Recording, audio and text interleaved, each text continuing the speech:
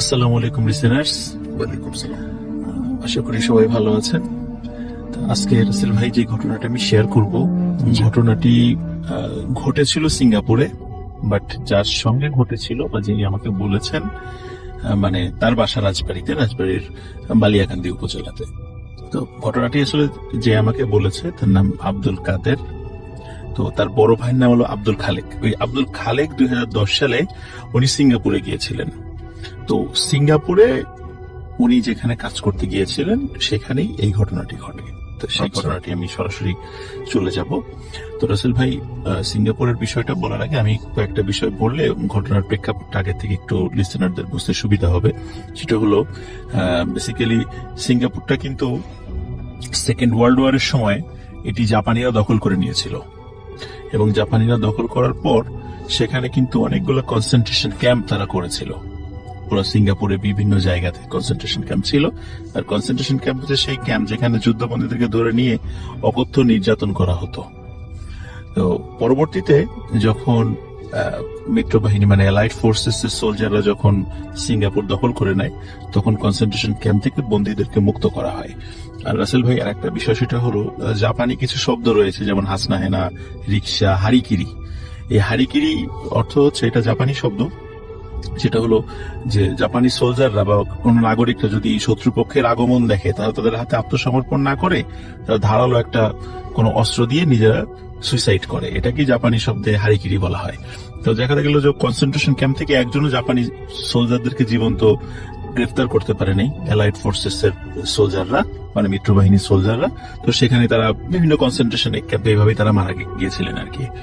এখন রাসেল ভাই, আমি ঘটনাটাতে চলে যাচ্ছি। তো যিনি গিয়েছিলেন আব্দুল খালেক সাহেব, উনি বেসিক্যালি মানে সিঙ্গাপুরে যাওয়ার আগে বিভিন্ন ধরনের কাজ আছে ওখানে। কেউ কনস্ট্রাকশনের কাজ, কেউ ইলেকট্রিশিয়ান হয়ে ট্রেনিং নিয়ে সেখানে যান। উনি বেসিক্যালি মানে পাইপের কাজ, যেটাকে আমরা প্লাম্বার বলি আর কি, উনি প্লাম্বারের কাজ শিখে সেখানে গিয়েছিলেন, যে বিল্ডিং এর পাইপের কাজ উনি করবেন। তো উনি যে কোম্পানির সাথে চুক্তিবদ্ধ হয়ে তাকে পাঠানো হয়। দর্শক শ্রোতা, চলে আসলাম আবারও বাছাই করা কিছু স্পেশাল ঘটনা নিয়ে। আর রাসেল ভাই, আফনান ভাই, বাবু ভাই, আরো অনেকেরই সব থেকে ভয়ঙ্কর ঘটনাগুলো বাছাই করে আপনাদের মাঝে আমি এই ভিডিওর মধ্যে শেয়ার করছি। আপনারা ভিডিওটা না টেনে শেষ পর্যন্ত প্রত্যেকটা ঘটনা শুনলেই বুঝতে পারবেন। আপনারা যারা এই চ্যানেলটি এখনো সাবস্ক্রাইব করেননি, তারা অবশ্যই এই চ্যানেলটি সাবস্ক্রাইব করে নেবেন। তাহলে চলুন ভিডিওর মধ্যে একটি লাইক দিয়ে ধারাবাহিকভাবে প্রত্যেকটা ঘটনা আমরা শেষ পর্যন্ত শুনে আসি। ওটা তুরস্কের একটি কোম্পানি। তো তুরস্কের একটি কোম্পানি, ওইখানে সিঙ্গাপুরের পাদাং নামক একটা জায়গা আছে। ওই জায়গাতে একটি মানে বিল্ডিং এর কাজ, মানে কনস্ট্রাকশনের কাজের দায়িত্ব নেন, এবং ওইখানে ওনার দায়িত্ব থাকে উনি পাইপের কাজগুলো দেখাশোনা করবেন। কারণ ছাদ যখন ঢালাই হয় সেখানে ভিতরে পাইপ দেওয়া হয়, বিভিন্ন জায়গায় ইলেকট্রিক লাইনগুলো কিভাবে হবে, কোথায় পাইপ দেওয়া হবে, সেগুলো তো দেখতে হবে আর কি। এই জন্য সার্বক্ষণিক তাকে ওই সময় থাকতে হবে। তো তাকে নিয়ে যাওয়া হয় ওখানে রাসেল ভাই। কিন্তু ওখানে যাওয়ার পর উনি দেখেন যে বিল্ডিং এর কাজটা ওনারা করবেন, ইতিমধ্যে সেটা দোতলা কমপ্লিট হয়েই আছে, এবং সেই দোতলাটা আরো হয়তো 5-6 বছর আগে করা হয়েছে। তারপর থেকে সেটা পরিত্যক্ত অবস্থায় ছিল, তার উপরে আবার মানে ওই বিল্ডিংটা করা হবে, এবং ওই বিল্ডিংটা 25 তলার ফাউন্ডেশন ছিল। তারপরে ওনাদেরকে কাজ বুঝিয়ে দেওয়া হয়, বিল্ডিং এর মালিক বুঝিয়ে দেন। কিন্তু ওনারা বারবার বলেছিলেন যে আগের কোন কনস্ট্রাকশন কোম্পানিটা ছিল তাদের কাছ থেকে আমাদের কিছু বিষয় বুঝে নেওয়ার দরকার আছে। তারা কোন দিক দিয়ে কারেন্টের লাইন নিয়েছেন, কোন দিক দিয়ে কোন পাইপ বসিয়েছেন। তখন বলে যে তাদের সাথে কথা বলতে হবে না। মালিক বললেন যে তাদের সাথে কথা বলার দরকার, আমি আপনাদেরকে বুঝাই দিচ্ছি। তখন তারা বারবার ওই কনস্ট্রাকশন ফার্মের সাথে কথা বলার চেষ্টা করলেও মালিক তাদেরকে কথা বলতে দেন নাই, মালিকই বুঝিয়ে দেন। তারা যথারীতি কাজ শুরু করে দেয়। কিন্তু মনে একটু সন্দেহ লাগে, কি ব্যাপার, তাদের সাথে কথা বলতে দিচ্ছে না কেন। যাই হোক, সন্দেহের পর্যায়ে থাকে, কিন্তু মনে করছে হয়তো বা কোনো কারণে লেনদেনের ঝামেলা ছিল, এই জন্য হয়তো কথা বলতে দিতে যাচ্ছেন, এরকমটাই প্রথম দিকে তারা মনে করেছিল।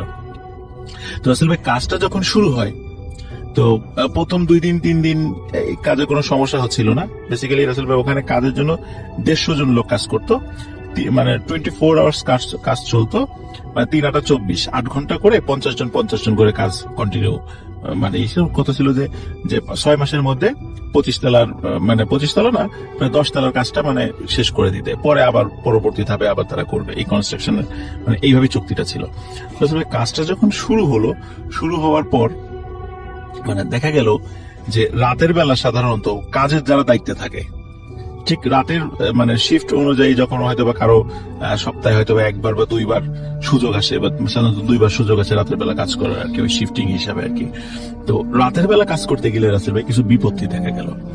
সেটা হলো মানে কিছু লোক মানে রাতে যখন মানে কনস্ট্রাকশন কাজগুলো করতো তখন হঠাৎ কেউ মানে নিচে পড়ে যেত, হয়তো পা পিছলে পড়ে গেছে, বিভিন্ন কারণে হতে পারে।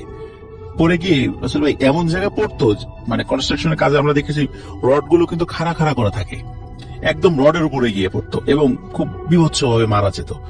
তো এইভাবে যখন কয়েকজন লোক মারা গেল তখন লোকজন রাতের শিফটে কাজ করতে চাইলো না। তখন বলা হলো আমরা রাতের শিফটে কাজ করব না। তখন মালিক বলল আচ্ছা ঠিক আছে, তাহলে 16 ঘন্টা কাজ হবে, তো দিনের বেলায় কাজ হবে, 2 শিফটে কাজ হবে, গভীর রাতে সবাই ঘুমাবে। এইভাবে কাজ ঠিক হলো। কিন্তু রাতের বেলা রাসেল ভাই অনেক জিনিস চুরি টুরি হয়ে যেতে পারে, যেন পাহারারও দরকার থাকে। তখন ওই প্লাম্বার হিসাবে যিনি ছিলেন রাসেল ভাই, ওই পাহারার কাজে তাকে একটু নিযুক্ত করা হয় যে আপনি আপনার কাজ তো কম, তাহলে আপনি একটু যদি এই সিকিউরিটির দায়িত্বটা পালন করেন তাহলে আপনি এক্সট্রা একটা বেতন তাকে দেওয়া হবে। তো এই শর্তে উনি সিকিউরিটির দায়িত্বটা অতিরিক্ত হিসাবে নিতে রাজি হলেন। রাসেল ভাই সিকিউরিটির দায়িত্ব যখন উনি নিলেন, উনি নেয়ার পরে রাতের বেলা যখন ডিউটি উনি করছিলেন তখন হঠাৎ ওনার মনে হলো যে বিল্ডিং এর নিচে থেকে মানে ওনারা তো 3 তলা থেকে মানে 2 তলা কমপ্লিট করার পর 3 তলা থেকে কাজ শুরু করেছিলেন। তখন মনে হলো একদম বেসমেন্টে মানে অনেক লোকের শব্দ, বা মনে হচ্ছে অনেক লোক কথা বলছে, এরকম মানে বিষয়টা তার কাছে মনে হয়। তখন উনি আস্তে আস্তে সাহস করে মানে উনি এবং ওনার সাথে একজন লোক ওনারা নিচে যান রাসেল ভাই। কিন্তু নিচে যাওয়ার পরে দেখা যাচ্ছে যে কোনো শব্দ নাই। তখন ওনার সাথের যিনি লোক ছিলেন উনি ছিলেন আবার ইন্দোনেশিয়ার একজন লোক। তো উনি আবার তাকে একটু ধমক দিয়ে বললেন যে এত রাতের বেলা এখন উপর থেকে নিচে আসছি, যদি উপরে কোনো কিছু চুরি হয় তাহলে তো আমাদের দোষ হবে, তুমি কি শুনতে শুনেছো, তাড়াতাড়ি উপরে চলো। তখন উনি আবার উপরে চলে যান। কিন্তু রাসেল ভাই উপরে যাওয়ার পরে আবারও শব্দ ওই আব্দুল খালেক সাহেব শোনেন। তখন যখন ইন্দোনেশিয়ান ওই লোককে বলেন চলেন আবার গিয়ে দেখে আসি, তখন কিন্তু ইন্দোনেশিয়ান ওই লোকটা যেতে রাজি হয় না। তখন ইন্দোনেশিয়ার ওই লোকটা বলেন যে তোমার যদি এতই আগ্রহ থাকে তো তুমি একাই যাও, আমি যাবো না। রাসেল ভাই উনি একাই টর্চ নিয়ে নিচে যান। নিচে যাওয়ার পরে সত্যি তখন ওই শব্দটার মানে মিলিয়ে যায় না, তখন শুনতেছে যে অসংখ্য লোক চিৎকার চেঁচামেচি মানে আর্তনাদ এরকম করছে। তখন এটা শোনার পরে উনি বেশ ভয় পান, ওখান থেকে তাড়াতাড়ি ওখান থেকে চলে আসেন। আসার পরে ওনার মালিককে বলেন যে রাতের বেলা এই বিষয়গুলো মানে শুনেছি। তখন ওর মালিক ওনাকে বলেন যে তুমি খবরদার এই কথাগুলো মানে অন্যান্য শ্রমিকের কাছে বলো না, তাহলে তারা ভয় পাবে, তারা কাজ করতে চাইবে না। রাসেল ভাই উনি প্রথম বলে আচ্ছা ঠিক আছে আমি বলবো না। রাসেল ভাই পরে মানে তার 2-3 দিন পরে যখন উনি আবার রাতের একটা শিফটের ডিউটির দায়িত্ব পড়ে ওনার রাতের বেলা, তখন উনি ফিল করছিলেন যে উনি একটা জায়গায় ডিউটি করছিলেন, উনি ফিল করছিলেন ওনার আশেপাশে কিছু কালো ছায়ামূর্তি ঘোরাফেরা করছে। কিন্তু উনি মানে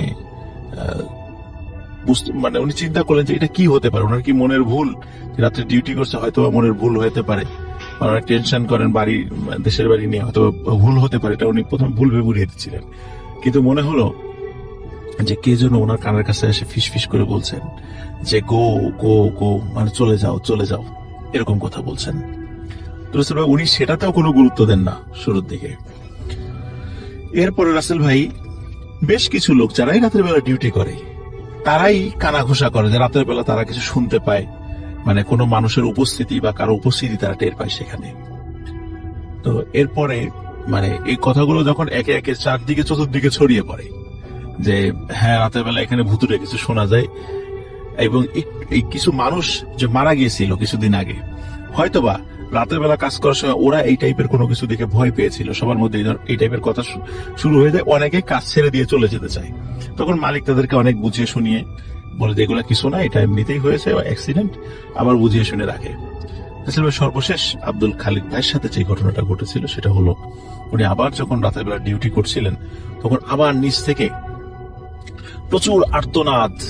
তখন উনি সাহস করে চিন্তা করেন যে এবার আমি সত্যি যাই দেখি এটা কি আমার মনের ভুল নাকি। তো উনি অনেক সাহস করে সত্যি রাসেল ভাই নিচে যান। সেখানে যাওয়ার পরে উনি তখন মানে এতদিন তো শুধু মানে শুনেছেন